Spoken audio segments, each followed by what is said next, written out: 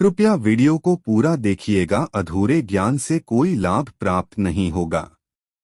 नमस्कार दोस्तों, स्वागत है आप सभी का एक बार फिर हमारे YouTube चैनल पर। अगर आप हमारे चैनल पर नए हैं और अभी तक हमारे चैनल को सब्सक्राइब नहीं किया है तो अवश्य सब्सक्राइब करें। दोस्तों, हमारे हिंदू धर्म में गाय को बहुत ही पूजनीय पशु माना जाता है। गाय को माता का दर्जा प्राप्त है, तभी तो इसे गौ माता कहकर बुलाया जाता है। धार्मिक मान्यताओं के अनुसार गाय में 33 कोटि देवी देवताओं का वास होता है।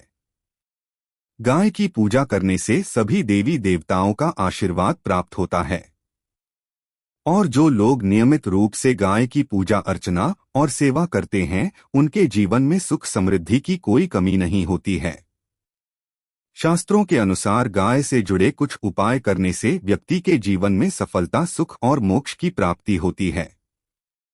हिंदू धर्म में गाय का विशेष महत्व होता है। गाय के दूध को अमृत माना गया है और इसके अलावा गाय के मूत्र और गोबर का भी विशेष महत्व होता है। जहां भी गाय निवास करती है वह स्थान पवित्र हो जाता है और वहां पर कोई भी दोष नहीं रहता है। इतना ही नहीं, गांव को मात्र स्पर्श करने से ही कई रोगों का निवारण हो जाता है। गाय एक अत्यंत पवित्र, निर्मल, शांत, निष्पाप जीव है। ऋग्वेद में इसे संसार का पालन पोषण करने वाली कामधेनु माता कहा गया है। इसके दर्शन मात्र से मनुष्य के हजारों पाप नष्ट हो जाते हैं। इसीलिए कभी इस निष्पाप गौ माता पर अत्याचार नहीं करना चाहिए। गाय को कभी मारना नहीं चाहिए और कभी उन्हें कष्ट नहीं देना चाहिए। गाय को मारना शास्त्रों में सबसे बड़ा पाप माना गया है। दोस्तों, भगवान श्री कृष्ण को गायों से विशेष लगाव था। उन्हें गौ माता बहुत अधिक प्रिय थी। श्री कृष्ण के अनुसार गायों की सेवा करना ही सर्वश्रेष्ठ धर्म है। इससे बड़ा पुण्य का कार्य संसार में दूसरा कोई नहीं। गलियों की भविष्यवाणी कर दे हुए भगवान श्री कृष्ण कहते हैं कि कलयुग में जब धर्म का लोप हो जाएगा तब मनुष्य गाय की सेवा नहीं करेंगे। मनुष्य केवल दूध के लिए ही गाय को पाने का, दूध के लिए वह गाय को बहुत कष्ट देगा, जिसके परिणामस्वरूप कलयुग में पाप और अधम उसके चरम पर होगा।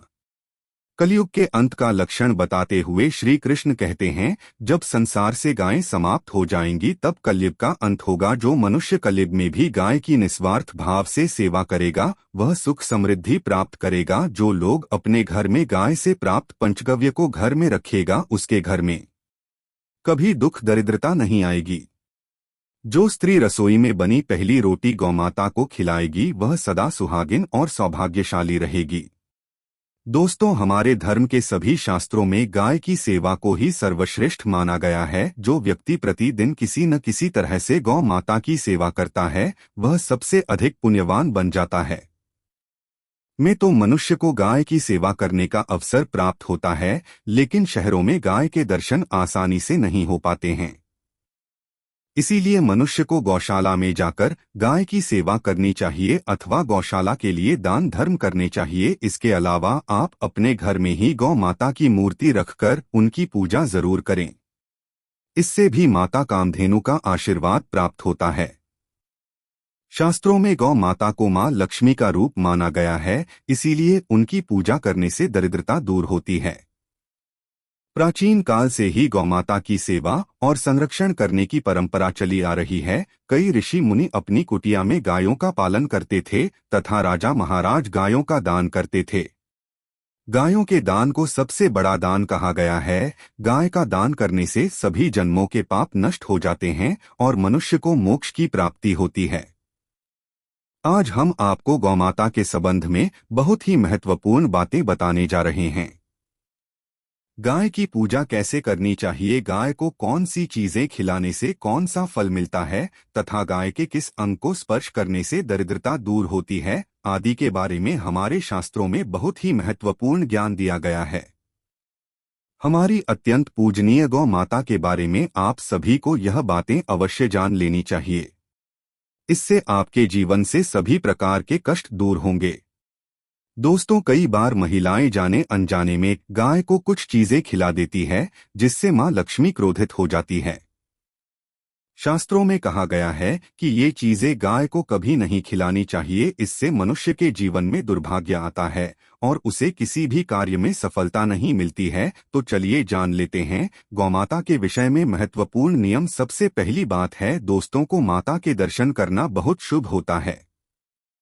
शास्त्र कहते हैं रोज सुबह गाय के दर्शन होने से उन्हें की प्राप्ति होती है और सुबह गोबर के दर्शन होने से लक्ष्मी की प्राप्ति होती है।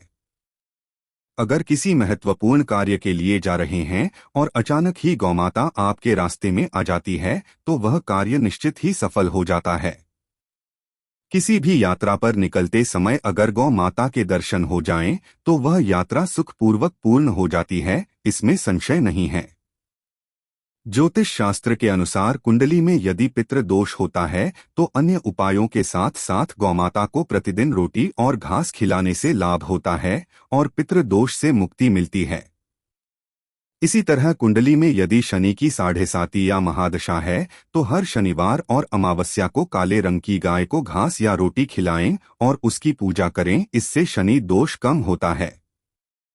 गौमूत्र यानी कि गाय का मूत्र बहुत ही उपयोगी, पवित्र और स्वास्थ्य की दृष्टि से अत्यंत हितकारी होता है। आध्यात्मिक दृष्टि से दो गौमूत्र का महत्व है ही, साथ ही वैज्ञानिक और स्वास्थ्य की दृष्टि से भी गौमूत्र के बहुत से लाभ बताए गए हैं। गौमूत्र में बहुत से खनिज पदार्थ और स्वास्थ्यवर्धक तत्व होते हैं जो हमारे शरीर की शुद्धि करते हैं और बहुत से रोगों से भी बचाते हैं। साथ ही गौमूत्र छिड़कने से वातावरण में शुद्धता और पवित्रता व्याप्त हो जाती है, इसीलिए हमारे शास्त्रों में शरीर को निरोगी रखने के लिए प्रतिदिन गौमूत्र का सेवन करने तथा घर में गौमूत्र छिड़कने के लिए कहा गया है। कुंडली में शुक्र ग्रह की स्थिति को मजबूत करने के लिए ज्योतिष शास्त्र के अनुसार सुबह के भोजन में सबसे पहली रोटी निकालकर एक सफेद गाय को खिलाना शुभ माना जाता है। अगर आपकी कुंडली में बुध ग्रह कमजोर है या आपको किसी कारण इसके दुष्प्रभाव झेलने पड़ रहे हैं तो हर बुधवार के दिन गाय को हरा चारा खिलाना शुरू कर दें। इससे बोध से जुड़े दुष्प्रभाव दूर होंगे और आपको तमाम समस्याओं का हल मिल जाएगा। अगर कुंडली में मंगल दोष है जिसके कारण आपके जीवन में कई तरह की परेशानियां हैं तो लाल रंग की गाय की सेवा करें। मंगलवार के दिन गाय का पूजन करें और उसे गुड़ और चने आदि खिलाएं। बृहस्पति ग्रह को जीवन के सभी मांगलिक कार्यों का कारक माना जाता है।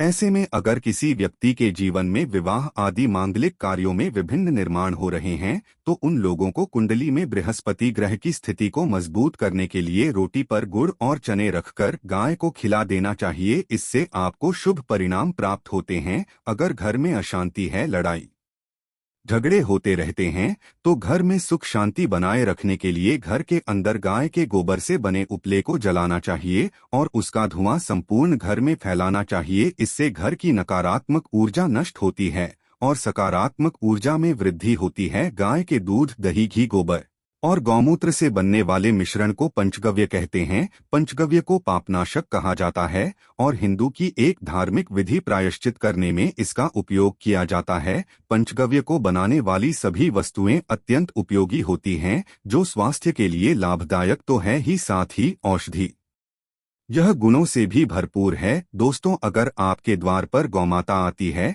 तो उसे बिना रोटी खिलाए जाने मत देना, नहीं तो आपको दुर्भाग्य का सामना करना पड़ेगा, क्योंकि जिसके द्वार से गाय बिना कुछ प्राप्त किए लौट जाती है उसके घर से लक्ष्मी भी चली जाती है। प्रत्येक स्त्री को प्रतिदिन गाय के लिए एक रोटी बनानी चाहिए और प्रेम से गौ माता को खिलानी चाहिए। इससे गौ माता का आशीर्वाद प्राप्त होता है और मन की इच्छाएं पूर्ण होती है। कुछ लोग गौ माता को बासी भोजन अथवा जूठन खिला देते हैं, इसे शास्त्रों में पाप माना गया है। आप किसी अन्य पशु को खिला सकते हैं लेकिन इन गाय को कभी जूठन नहीं खिलाना चाहिए। भूख लगने के कारण गौमाता उत्पन्न को ग्रहण कर लेती है, लेकिन इसका पाप उस व्यक्ति को लगता है जो माता को ऐसा बासी भोजन खिलाता है। गाय एक शाकाहारी और पवित्र पशु है, इसीलिए गाय के भोजन में कभी मांस, अंडे आदि चीजें नहीं ही डालनी चाहिए। ऐसा करने से महापाप लगता है। यदि आपकी कुंडली में चंद्र दोष है और जिसके कारण लगातार परेशानी उठानी पड़ रही है,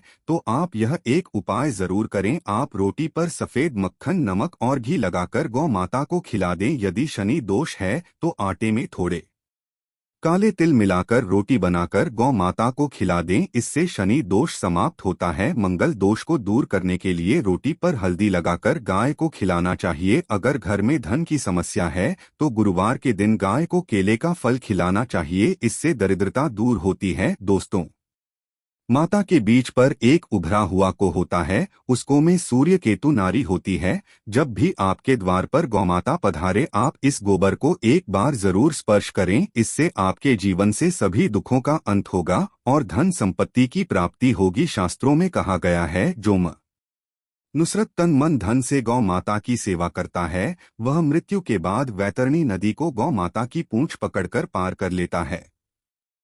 उस व्यक्ति की अकाल मृत्यु नहीं होती है और उसे मोक्ष की प्राप्ति होती है। जिस व्यक्ति के भाग्य की रेखा सोई हुई है, अगर वह व्यक्ति अपनी हथेली पर रखकर गौ माता की जेब से जताता है तो उसकी सोई हुई भाग्य रेखा खुल जाती है और उसका दुर्भाग्य सौभाग्य में परिवर्तित हो जाता है।